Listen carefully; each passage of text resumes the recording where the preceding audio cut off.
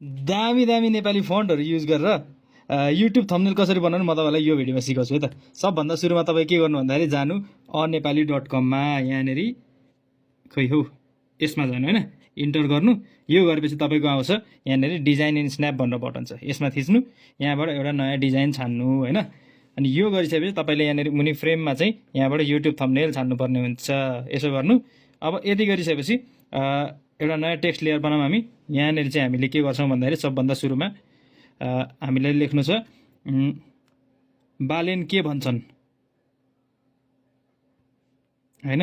अब यति गरेपछि हामी यहाँ फन्ट छान्छौँ। लेट्स से ल मलाई चाहिँ योवाला फन्ट मन पऱ्यो, यो ठिक लाग्यो ल, यसो गर्ने। अब हामीलाई फोटो चाहिएको छ है।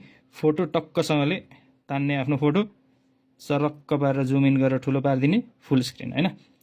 नयाँ सेप ल्याउने हामी, रेक्टेङ्गल ल्याउँछौँ यहाँनिर। यसलाई चाहिँ तन्काएर फुल स्क्रिन बनाइदिन्छौँ च्याट्टसँग यस्तरी ल्याएर खर्लप्प हालिदियो होइन। यो अलि यतापट्टि टक्क टाँस्यो है। अब यसमा कलरमा हामी यो ग्रेडियन्ट राखिदिन्छौँ, च्याट्टसँगले भरियो।